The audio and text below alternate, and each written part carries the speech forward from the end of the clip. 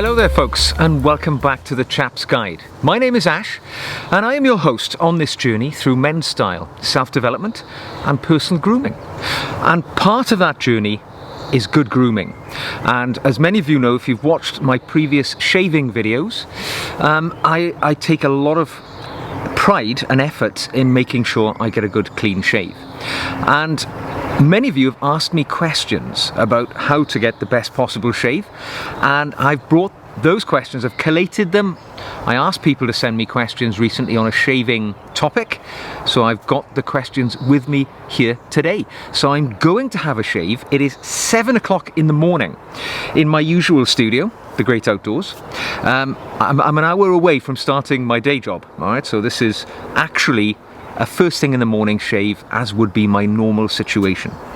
And as I have a shave, I'm going to answer the questions which you've posed me. Now I'll show you my setup, and I'm going to use my phone as to show you how it all comes together. So here we go. Just so as you know what we are looking at here today. So this is my outdoor shaving station. There you go, you can see me in there. Good morning everyone. And it is a simple A-frame, as you can see, which is constructed out of a bit of gash wood. It's got a simple mirror on it, and you can see the questions I'm going to ask you there, or you've asked me rather. Camera there, GoPro there. There's my usual studio behind me, and the business end of what we're going to be doing today, I've got some brushes, some clean cloths for towel, some boiling hot water, some tepid water, I've got some shaving cream, some pre-shave, some post-shave, and just a lathering bowl with a razor in it. So there we go, that's what we're doing today. So let's get started, shall we? Let's not delay. So I'm going to start with the first question, because the first question I have, and you'll apologise, I'll apologise, as you saw my questions are taped to the mirror over here, so I have to look over here to read them. But the first question is from Artful Beaver, and he says, Ash, my question is that when using a brush, bowl and shaving soap, I struggle to get a rich, thick lather. Are there any tips as to how this can be achieved? Well, of course there are, there's always tips, aren't there? But as is often the case when it comes to achieving something of quality, you need to begin with something of quality. And for me, a good shaving soap is the way to go. But there are many different ones on the market. I mean, I can recommend, you know, any number of them, but I typically use Taylor of Old Bond Street. I use George Trumper or Geo Trumper. The one I'm using today, as you can see, is George Trumper's Essence of Lime. This is one I've used many times, and it provides a superb shave, I have to admit. Now when it comes to shaving soap, to get the most out of it, you've got to know how to operate it and use it. And in many cases, shaving soap can be improved by just adding a little bit of water, as I'm going to now, a little bit more than that actually. Just tip a little bit of water in, and it will help the soap to bloom, as they call it, to liquefy a little bit, and it'll be easier and more malleable to work with in a moment. But you know, that's not where the shaving experience begins. For me, shaving begins with preparation of the skin. And first of all, I'm going to apply some pre-shave. Now for me, pre-shave, and we'll come back to the question as we go along, pre-shave is, at the moment I use Proraso pre-shave. This is the eucalyptus and menthol, and it's quite simple stuff. You just apply it to the face and it provides an extra layer. So I use a little bit of tepid water, just rub it on the face to get the old lubrication on there, then get some of that stuff on your fingers, the pre-shave on your fingers, and just rub it into the stubble or beard, whatever you've got there. Be liberal with it, right? It's good stuff. The more you put on, the easier your situation will be when we apply the razor to the face. Now obviously when you're preparing for a shave, the more preparation you do, the better the shave is going to be. I'm sure you've heard the old military adage, train hard, fight easy. And this goes when it's the same to having a shave. You prepare well to make the shaving easy. Now preparation can begin with having a shower, you know, because it softens the skin. Just wash my hands a little. It softens the skin, softens the bristles, and will make it an easier job when it comes to the shaving process. Can't fault that at all. Good mindset to get into. If you don't have time to have a shower because you're shaving immediately you get up because you need to go straight to work, hot towel on the face, that'll do as well. If you don't have time for that, as I don't today, a pre-shave will be nice as well, because it softens the skin, it softens the bristles, it provides an added underlayer of lubrication, and it really works well. For me anyway, and the longer I leave it on, the lovely fragrances of eucalyptus and menthol start to, you know, permeate up my nose, and it gives you a nice zingy sensation on the skin as well. So, next question is from Chris Hoyt, and Chris says, what's the difference between badger hair grades when shaving? Is there any discernible difference between synthetic and badger brushes when creating a lather? Please touch on boar hair bristles as well. Okay, well, I've got 3 brushes with me today. Boar hair, badger hair, and synthetic. All right, so I've got the 3 generally used ones today. I think, to be honest, is there any difference? No, it's personal preference. Boar hair is less expensive, it is a little bit more rough in texture, and it's a bit more rugged, right? So, and importantly, cheaper. Badger hair, there's different types of badger hair. You'll see silver tip, you'll see this is a standard one, modest price. This is from Taylor of Old Bond Street, had it for many years. It's quite stiff, generally. The silver tip is softer, and badger hair is a natural product, you know, it varies from brush to brush. I've always typically used a badger hair brush for most of my shaving life, and I've found it to deliver an excellent shave. You will find one which suits you. Although, to be honest, in the modern era, right, synthetic brushes have definitely caught up with natural products. Obviously, it's some form of plastic, you know, it's sort of material which is used in the bristles. They're very modestly priced. This is a Yaki brush, which is perhaps predominates the synthetic brush market in the UK, certainly. But these are as good, in my mind, as any badger or any boar hair, and they're generally half the price. So it's not so much the brush, it's the technique and the preparation which makes all the difference. So I'm about to lather up my brush now. So I'm just going to dip my brush in my water just to get it damp, all right, just damp. So all I'm going to do, I'm going to swish that away because I don't want it seeping wet, right, soaking. I'm just now going to take my my shaving soap, which you saw earlier. I put a little bit of fluid in there to help it bloom. I'm going to tip that out, so that's just damp now. I'm just going to run the brush on the inside. So this is going back to answering the Artful Beaver's question about getting the best possible lather.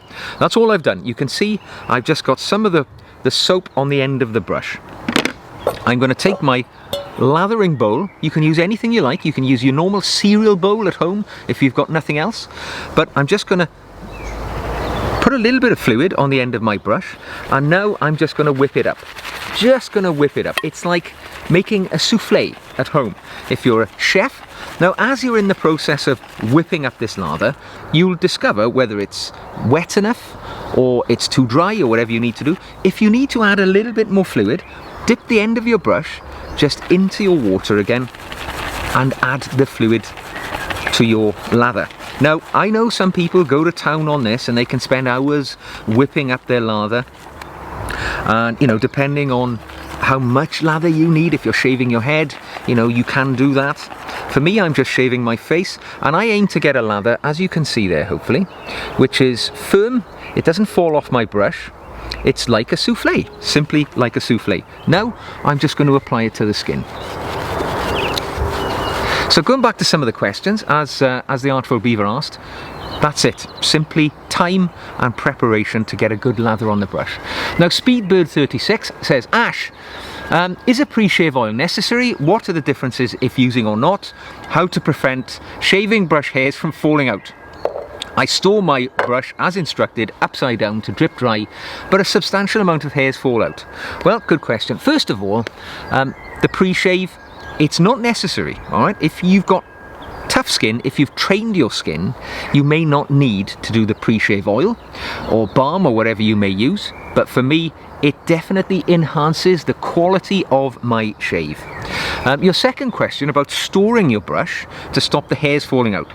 I can only assume that you are using a natural brush, all right? If you are having problems with hairs falling out. I've never had that issue with a synthetic brush. I've applied, as you can see, easy to go on, the old soap there. Nice and easy, good coverage. When it comes to a natural brush, so like this Tailors of Old Bond Street badger hair brush, store them upside down so that the water seeps away from the base, because the bristles of the brush are obviously held into the base by an adhesive of some kind. Repeated exposure to water will of course break down the adhesive and eventually the hairs will fall out. That's happened to me many times with brushes. However, a good quality brush should last a number of years if you store it correctly and you stop the water getting repeatedly pooling into the adhesive and breaking it down. But my advice, if that's a problem for you, synthetic, all right? I have to say, I probably won't go back to natural bristles at this point because synthetic is doing the job for me. So, next question before I start my shave from Jason Moore. Can different brand blades transform my razor? Absolutely they can. So the razor I'm using today is not one you'll buy in a shop because it's a Frankenstein's monster. It's a base which I got from a subscription razor service, and the head is a Merkur 34C, which is a fairly mild shaving experience. But inside the head of this razor is a feathers blade, which is known for being quite sharp, all right? So when you look at all these different brands of razor, you think they're all the same, don't you? They're not at all. Some are mild, some are sharp, some don't last very long. You know, you can only get 1 or 2 shaves if you've got particularly wiry bristles. In other cases, you can get 5 or 6 shaves out of one if you've got very fine hair. In the case of myself here, I use a razor itself which is fairly mild, so the reveal, the bit where the razor blade is visible to the eye, as you can see, that is mild. It's not particularly concaved, so it's not very, very aggressive on the skin. Other razors offer a much more aggressive shave because the reveal of the blade is much more sharp, basically. But using a sharp blade itself, I find the mild razor and the mild razor apparatus and the sharp blade works very well as a little team. Shop around and find razors which will work for you. Now for me, I use this feathers razor because I know I can get 5 good shaves out of one blade. However, other razors, I don't get anything like that. I can only shave for about 3 or 4 instances before, 2 or 3 even in some cases, before the blade becomes blunted and doesn't offer me a very good shave at all. Now, as you can see, right, shaving with a classic double-edged razor is not concerning, it's not worrying. All you need to do, keep dipping it in, get the old material off. People think it's much harder to shave with a double-edged razor than a cartridge razor. It's a lot easier. Excuse me while I shave my throat for not talking. We don't want to have claret splaying up the camera, I'm sure you'll agree. So, there we go. So yes, certainly shop around when it comes to different double-edged razors. You can buy packs where retailers will provide you with, 10 or 20 different razors from packets of razors from different manufacturers. Try them all and find one which works for you. I've tried many over the years. The ones which I prefer, I like the Gillette Nasset razor. That's very good. The feathers razor works very well for me. As I say, because predominantly I use razors which are quite mild, the actual razor itself, I like my blades to be quite sharp, and I prefer them to last about 4 or 5 actual shaves. Okay. I feel like I'm getting value for money then. So just touching up around the jawline, getting all those bits off. Now I hadn't shaved for 24 hours, actually 48 hours, so I missed a day shaving. So I had a fair few bristles on there, and a second pass is definitely required. But before we do that, let's answer a question or two. From Nina. What exactly do potassium alum stones do, and how does one use one? You've got me hooked on Perazzo. Okay, well, potassium alum stones. Basically, it's just mineral crystal salt. So crystal mineral salt, and it has an antibacterial effect. It's a bit like a styptic pencil, yeah? So if you cut yourself and you apply a styptic pencil, it will help the blood coagulate. It's an antiseptic as well. The alum stones basically are just salt stones. You wet them, you rub them over the face after you've had a shave. It'll have an astringent effect, an antibacterial effect, which is anti-inflammatory. It'll stop any infections being caused, and it provides that sort of layer. So you know salt is something which is antiseptic, you know, it's got that effect. Basically what you're doing is you go big chunk of salt, you're going to dampen it down, you're going to rub it all over the face after you've had a shave. It's an astringent, it just helps soothe the skin, and it'll protect the skin from infection and bacteria. So it's very, very useful. And if you've got any nicks or cuts that have been caused in the shaving process, by carrying out that process with your alum block, your crystal mineral salt block, it will coagulate any of the blood, and it'll clear it all up. So it's really good.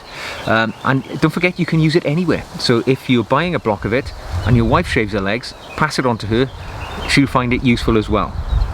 Okay, from Watts1984, 1984.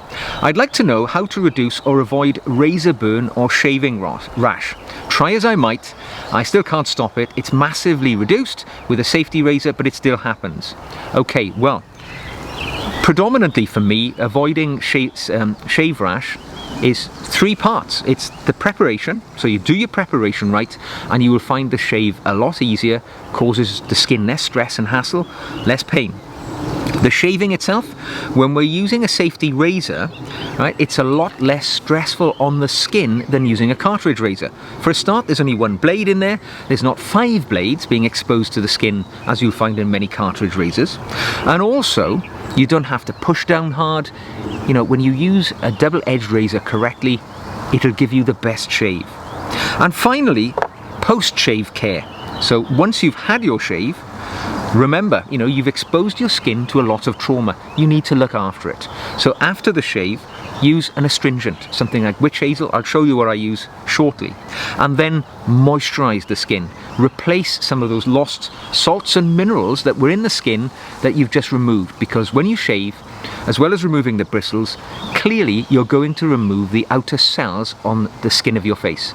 So let's moisturize and nourish that skin as well. That's the way to do it. Okay, I'm just going to change my sheet because I've come to the end of sheet 1 for my questions, and then we'll crack on with my second pass of the day.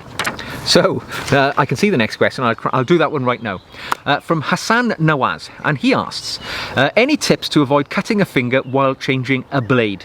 I cut my finger while changing it 2 days ago, and it bled on and off for quite a few hours. Absolutely. This is one of the issues when we use a safety razor, a double-edged razor. The thing in there is one of the sharpest things that you are likely to encounter in daily life, all right? You have to treat that razor in there with the same reverence that you would treat a loaded shotgun, because it's very dangerous. And when I take my razor in and out, I never touch, I don't put my hand on the razor. I always get a cloth and I undo the razor using the cloth as a barrier between my hands and the razor, because the last thing you want to do, and it's happened to me, of course, I'm sure we've all been there, your hands are wet, they'll slip, they'll cross the razor blade, and of course the thing is so sharp, you've cut yourself, you haven't got a chance. So always treat it very, very carefully. When you take the razor out, put it into a little razor blade bank. I've made one out of an old jar. I'll show a picture of it here. It works very effectively to store all the razors so that you're not throwing it into the rubbish, you're not exposing anybody else to harm either if they encounter that rubbish when they're dealing with it, you know, sanitation workers or whatever. Always treat the razor blade with the utmost of respect, because it won't show you any respect, I can assure you. Okay, let us get back on with it. So, my skin now has dried out a little, so I'm just going to use a little bit more water back on the hand. I'm not going to apply a shaving pre-shave now because I've done it once and my skin has had the best benefit from it. So now, skin's a little bit damp. I'm going to get my synthetic brush again. I'm going to refill it with more shaving cream and get it back on the skin there for my second pass. Now some people do 3 passes. For me, 2 is enough, right? I'm not on parade today, so 2 passes is going to get rid of all of the bristles that I need to shift off my skin for today. There you go, simple as that. Don't make a meal of it. Now get my blade, and now I'm going to shave in a slightly different way. I'm not going to shave against the grain. I'm going to shave... Oh, and there's a question here about that actually.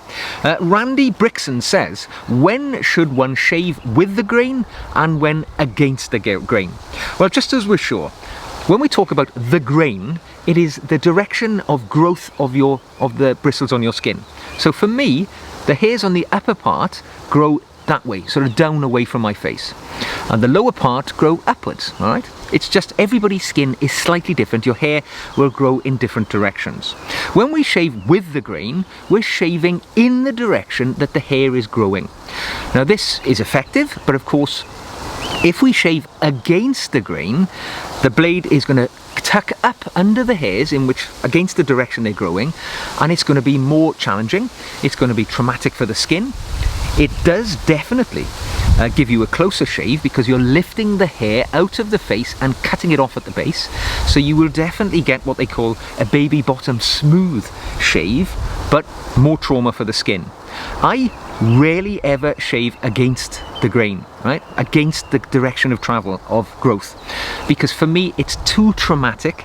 It causes razor burn. But I know some people love to do that, so they train their skin to find that acceptable. By training it, I mean you repeatedly shave against the grain, or you shave every other time against the grain. That way your skin gets used to it and you will get that closeness of shave regularly. For me, I don't, right? I shave with the grain. That first pass was with the grain. Now I'm going to shave the alternative way, across the grain. So instead of shaving against the grain, the direction of growth, I'm shaving across on the upper part of my skin. That way I get, for me, the best of both worlds. I am not traumatizing the skin by dragging my blade against its natural growth, and I'm not shaving in the same direction I did initially with the grain. So I'm getting a finer cut to the skin, which leaves me with the best possible shave. I'm going to shave against the grain, above my lip, because that's the way I always do it. So I shaved with the grain the first time, under my nose. Now I'm shaving against it, so I got a nice smooth shave there. If you shave against the grain, you're more likely to get cuts, alright? I shave against the grain now, under the chin, as I did the first time, because I've trained my skin to accept that by many years of shaving in this fashion. So I get a nice clean shave under the chin, but above I don't bother. I shave across the grain. So there we go, getting it done. Now most people will shave with the grain on the first pass and against or across the grain with their second pass, and I would recommend that. There is less chance of cutting yourself or anything like that. Okay, there we go, just tidying up the little areas, getting it all done. That's it. So that's my second pass. That's as far as I'm going to go. However, I do know I have little problem areas which need a little bit work, so always I find difficult bristles to get there.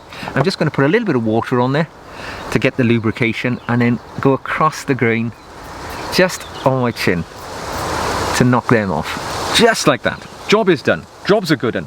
Now that is a classic 2-pass shave for me. That's what I do every day, and it gives me an effective shave. So back to the questions. Let's have a look.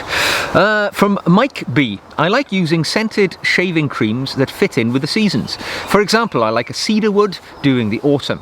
Do you have any other suggestions? What's your opinion on DR Harris shaving creams, and how do you compare to Taylor's? Okay, I agree. It's summertime for me right now here in the UK. and I am using a lime flavoured or fragranced shaving product, because for me lime is citrus and zesty. It works well in the summer months. I prefer more woody and heavier fragrances in the winter months, exactly like you. I use cedar.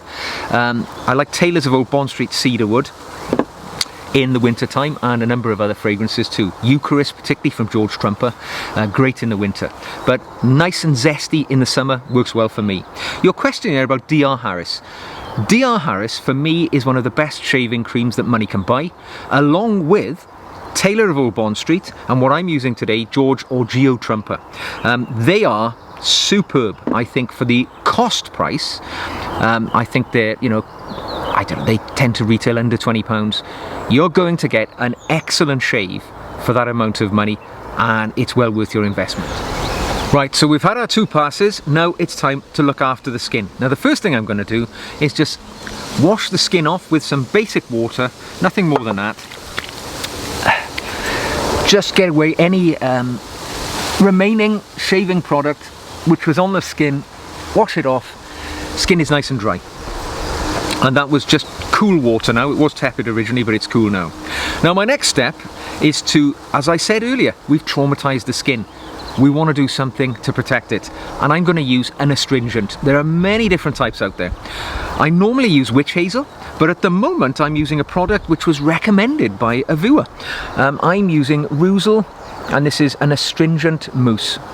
And this is really lovely stuff actually. Rusel is a Dutch brand that I typically use their shaving cream, their super slick shaving cream, but this one is a fascinating one. All right, it's a mousse, so basically it's a liquid product inside.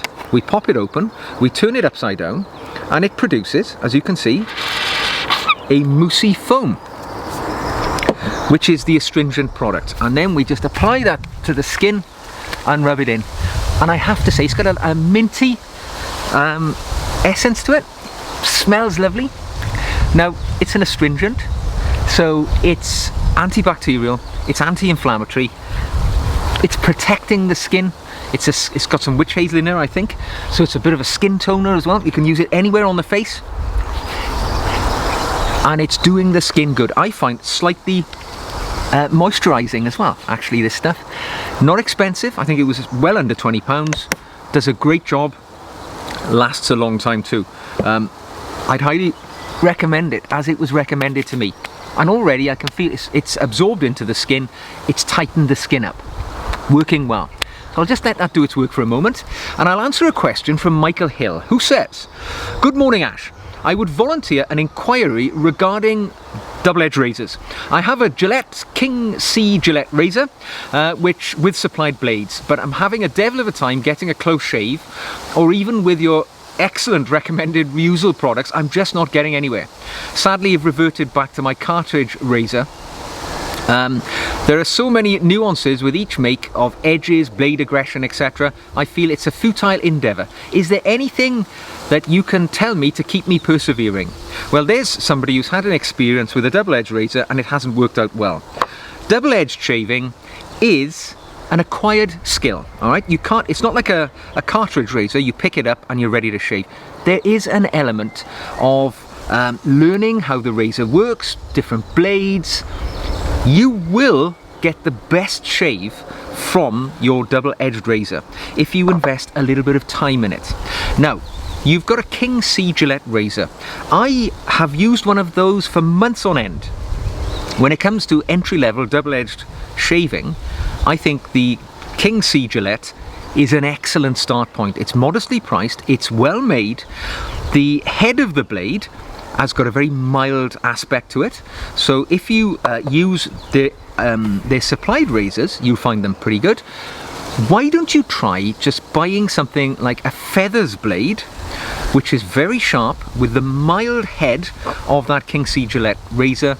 It might offer the shaving experience that you're looking for, but please persevere.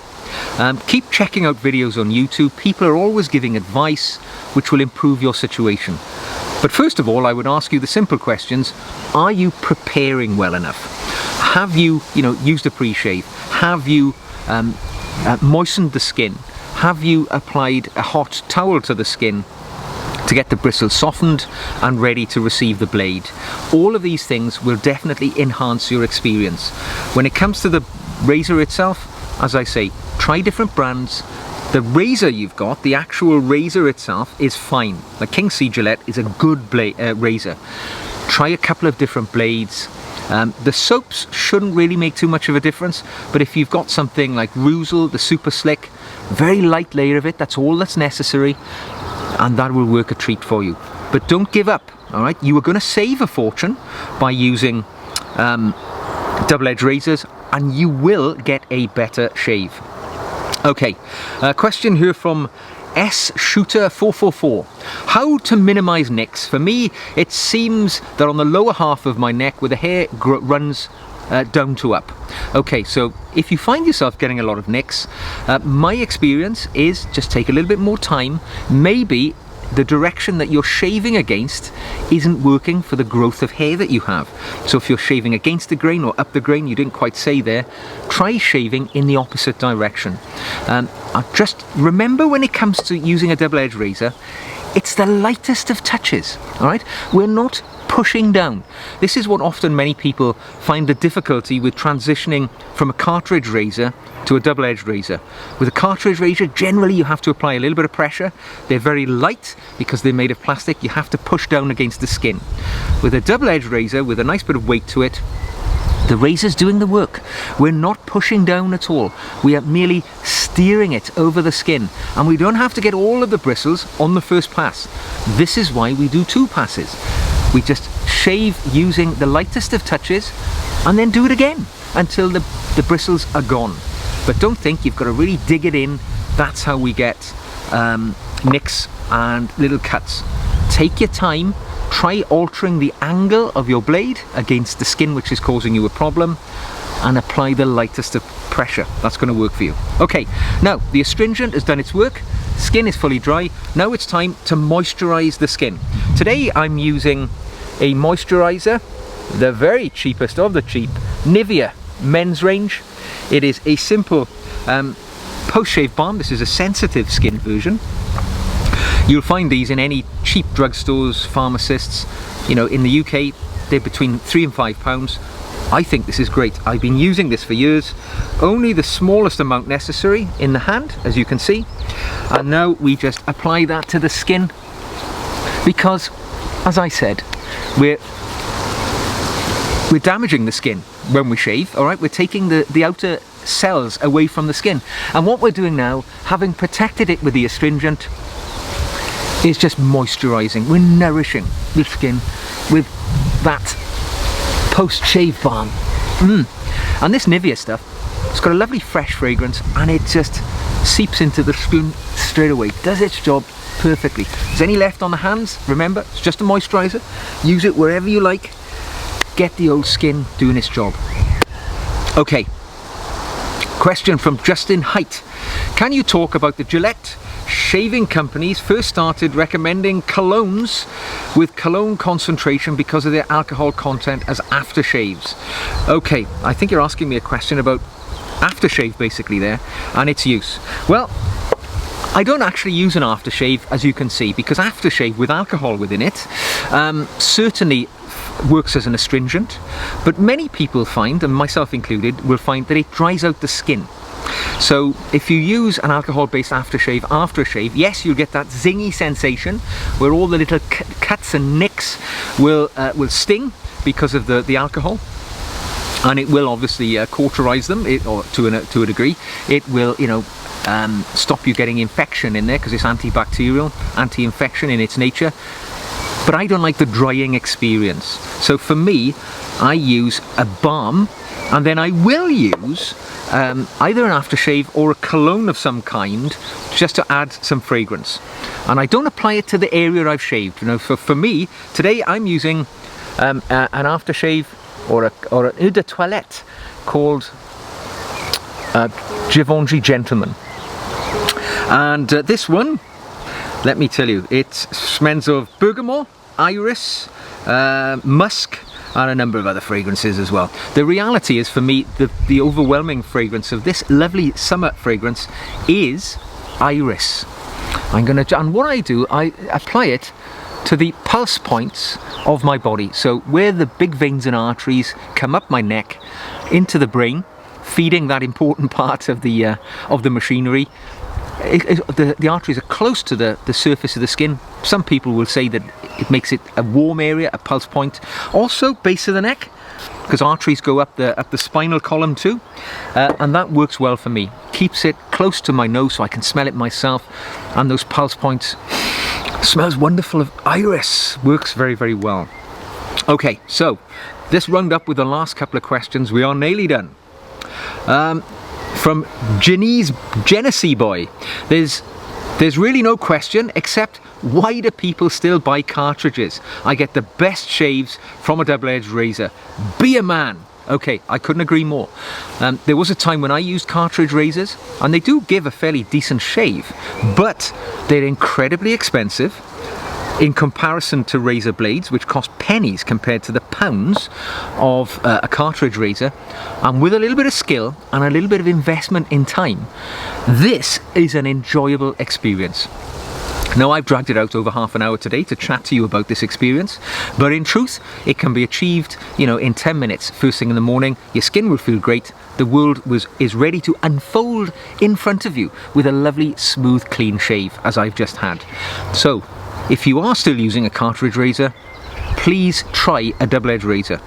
You need not spend a lot of money. You can get a King C Gillette razor, as mentioned by Michael Hill in his question, probably for about £10 from a supermarket these days.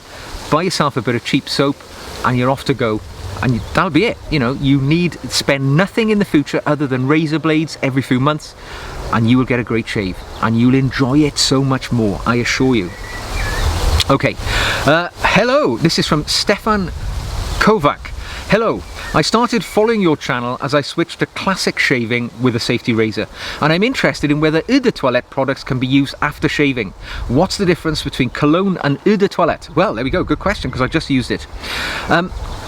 Cologne is just a generic term generally used to refer to men's shaving products, but there's different strengths when it comes to fragrances, alright? There's one called eau de cologne, which is one of the lowest levels of fragrance, and that has a very low proportion of active product, so it might only have 2.5% of its volume being an active ingredient to the fragrance. Eau de toilette goes further up. This is an eau de toilette. This might have 10% more active fragrance. It's going to last much longer. It's going to cost more money because there's more product within it. Eau de parfum will be very much stronger, much more active ingredient, and then you have parfum itself, which is powerful, very much full of the oils and active ingredients which make fragrance up. At the very most bottom you have aftershave, which is very weak and is what people used to apply to their face. For me, I would not be applying eau de toilette, eau de parfum, or even eau de cologne directly to the skin after I've shaved. It's really not designed for that. As you see, I've just applied it as a cologne, as my fragrance of the day, and that's how I would treat an eau de toilette. It might cause aggravation to the skin if you applied it directly to the skin, so I would avoid that process. Okay, and I think that is it. We have come to the end of our questions and the end of my shave for the day. Now I've got to get back down the house and go to work. So I hope you've enjoyed this video in which I've had a shave and I've answered some of your shaving questions. I know it's been a long one. If you stuck it through to the end, well done. So don't forget, if you've enjoyed the video, thumbs up, subscribe if you want to see more like this. You can practically support the channel by buying me a coffee. The link is in the show notes below. So until the next time, get hold of your razor and treat yourself to a wonderful shave. It will make all the difference to your day and the way that you look. Until the next time, take care of yourselves, and I will see you again very soon.